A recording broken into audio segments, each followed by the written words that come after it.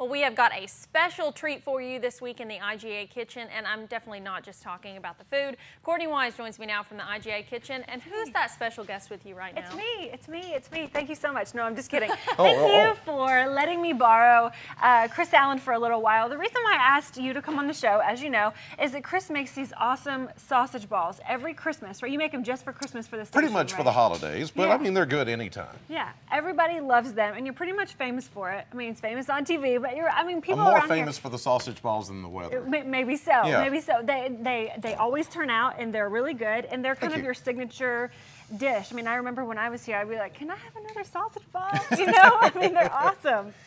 Yeah, for those that don't know, Courtney and I used to do AM Kentucky Midday together. So, years ago. So we have an old clip that would be funny. Just so kidding, this is not a bit really. of a reunion, so to speak, because you insisted every holiday I fix the sausage balls. Well, they're awesome and they're easy, and you could do this. I mean, football season is coming up, so you could do this really easily for tailgating and stuff. And I guess they pack well too.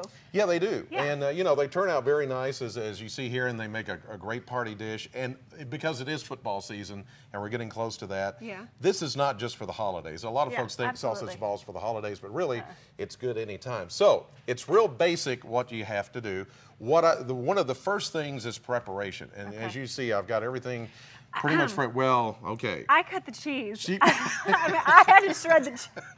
I wasn't going to phrase it quite that way. You know, it just came out. But yes, she did. She did a good job cutting the cheese for the sausage balls. Yes. Did you have to shred it because you want it finely shredded and not the kind that you buy at the store? And that's, you know, I've made that mistake. I thought, okay, I'm going to shortcut this, buy the pre-shredded bagged 2 pounds of cheese that you can get out of that. But really, you need a grater, a good cheese grater, and one that's fine, because what this will do is it will get the cheese down to this very fine consistency, which is going to mesh well once we start kneading all the sausage and the flour together, or the Bisquick. So really use the small grater. That seems to be, because I've used the bigger ones, the bigger graters, and the cheese gets chunky and it doesn't really turn out the way it should. Well, I'm glad you told us that.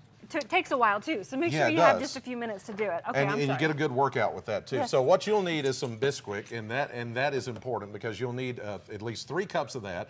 And what I do is I sift the Bisquick and put it in you need a big bowl where you can put everything in. Now, what you want to do is let your cheese and your sausage set out as you're preheating the oven to 375. You want them at room temperature. You want to get everything at room temperature because that's going to help again with the consistency of the sausage and the cheese and all the ingredients come together. Now, if you really want to kick this up a notch like some other famous chef has said before. Spicy, love it. What I do is add some spices at this point while I've just got the Bisquick here in the bowl. So if you want, like I use like Famous Dave Steak and Burger. Do you always use the same 3 spices? No. I mean, I change it up. And here is, of course, Southern Delight with a classic Italian, or you can just buy, you know, Smokehouse Maple. It's just depending on what kind of flavor you want, what kind of kick you want out of that. And of course, the cheese needs to be like a cheddar or a mild cheddar, anything like that. But this is where you'll want to put in your spice into the flour or into the Bisquick mix. And you just put it in there however you want to do it. Kind of to taste too.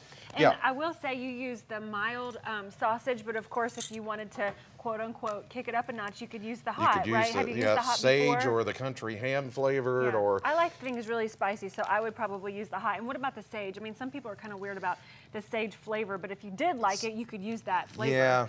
Yeah, I mean, it's just important, again, is what your taste is, you're wanting out of this. Yeah. So for 1 pound of, 1 pound package of sausage, and in this case, I use George Jones sausage at IGA. And it sings to you when, when you start to knead it up, you know.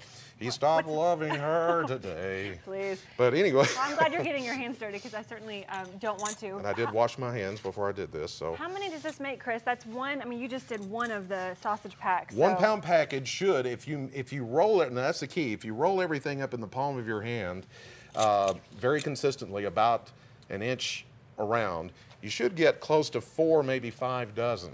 Oh, wow. Yeah, if you do it right. But that's the thing is you got to get. That is a lot. And here's the other thing that I'm doing that you guys are seeing right here.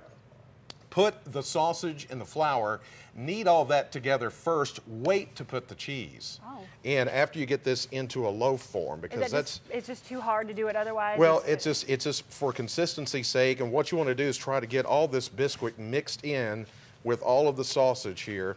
and with your spices, whatever spices you put in here. Okay. And then make that into like a loaf. All right. And that's what we're going to do. But it does take a few minutes to get it, and you really get a good workout with your hands to try to. Yeah, that's why he's doing it. I'm not going to. But while you do that, we do have a few minutes. We're going to go to commercial break. When we come back, we'll be able to show them how to incorporate the cheese and everything. Yep. So don't go away. So as we were talking about just a second ago, Chris has just incorporated the cheese in there after he did the flour. I know, I feel like you're working and I'm just hanging working out. up a sweat, actually. Not the flour, I meant the Bisquick Yeah. and the sausage. Did that first and then incorporated the cheese. I'll put the cheese in now. Okay. Which is, when you grate it, it's going to equal out, one of these bars of cheese is going to, or block of cheese is actually going to end up being about 2 cups. Okay. So you'll do the rest of those. Well, yeah. I guess maybe. Okay. Now I was asking you during the break about who cooks at your house, and although we kind of laugh and say that you're famous for the sausage balls, this is not all that you make at home. I mean, you make a lot of stuff. Actually, I do much of the cooking at home in the afternoon because I'm home earlier. Yeah. Then my wife gets off work, and so I have supper ready for her. But I mean, my mom taught me when I was a kid to cook and clean, do laundry, do all that stuff. So. Well, what kind of things do you make? I mean, we don't really have a whole lot of time on the show, for you to make something. So just, I don't know, what's a typical dinner like at the Allen house? Mostly meat and potatoes. I mean, I don't get really exotic. Yeah. But it's mostly just, spaghetti to chili to meatloaf to whatever. Yeah. So, I love it. Good meat and potato stuff. So. Well, I say that because over the next few weeks, we're going to have some of our other broadcasting buddies on the segment, one being Scooter, the other being Mila, Tony Rose. And so we're just trying to set the bar high for Scooter. He says it's now a competition. So you chose me as the guinea pig first here. Like I said, we're setting the bar with your sausage balls, but I did just want to put it out there. You can make other things. So we have our one big sausage ball right now. And this is the thing, is the consistency that I was talking about. Yeah, you've really mashed it all together. So what you do is you just pinch off a little bit at a time and roll it up in your hand like that. Okay. And just start setting it. Now here's the other key to the baking, because I used to have a problem with these sticking to the pans. Okay. Buy you some of this like Reynolds Wrap non-stick. It is wonderful. Or use parchment paper if you're using like a cookie sheet. Yeah. And that will keep everything from sticking. Look how tiny you're doing it too. I mean, I think that's really important that you don't do them too big. And that's the thing, because you're using Bisquick and you've got the cheese and the sausage. It's going to blow these things up. I mean, not real big, but the key is you just want to make them bite-sized, roll them up, and then just consistently place them on the pan and then leave them in the oven for 18 to 20 minutes. Oh, they do. Okay, they do take that long. I was going to ask you, because they're smaller, do they take less time to cook? But still, it takes a few minutes because it's raw meat. So yeah, I get it. Yeah, you want to make sure that they're done inside, and that's another key to not making these things too big. Because if you make them too big, it's going to take a long time. Just like hamburger or anything of meatballs, it's just going to take a while to get them cooked. But with that's the key. Is again, the preparation is the hardest part about all of this. Yeah, but it's still not hard, and it's just a few ingredients, and I think if you spend time kind of like he has kind of perfecting your recipe, it could become your thing, every football season or something like that. This is what you make. Well, I will say this recipe is on IGAmeals.com, so if you want to print it out and make it tonight or something like that. You mean it's out there? Yes, we've already put it out. It's copyright Chris Allen, 2011. I don't know if I can let you. I don't know. Where did you get this recipe, by the way? I mean, whose recipe really is it? By the way, when you eat these, a good thing to have is like for dipping, mustard. Or barbecue sauce or any other sauce that you choose. Spicy mustard, it just something like makes that. it even better. Set it out on a plate, have your dipping sauces there, and you're good to go. Yeah. Well, I hate to switch gears. I wanted to say it's back to school, right? This week, everyone's going back to school. So I want you to also check out the video on IGAmeals.com that we just posted. It's just some creative ideas to get your kids in the kitchen to help make your lunch for you. So mom's not always stuck in the kitchen slapping the mayonnaise on the bread. Sometimes it can be a chore. And so this is just a more fun way to get your kids in there to help you. Plus, it's a healthy idea too. So, okay, so we're just going to stick those in about 18 minutes. You see the finished product. We're going to be munching on them for the rest of the show. Thank you so much, Chris. Well, I don't know about you, but I've had a ball. Oh, gosh. He's such a corny, corny guy. But thank you, and we love him. Great job. We'll see you next week. See ya.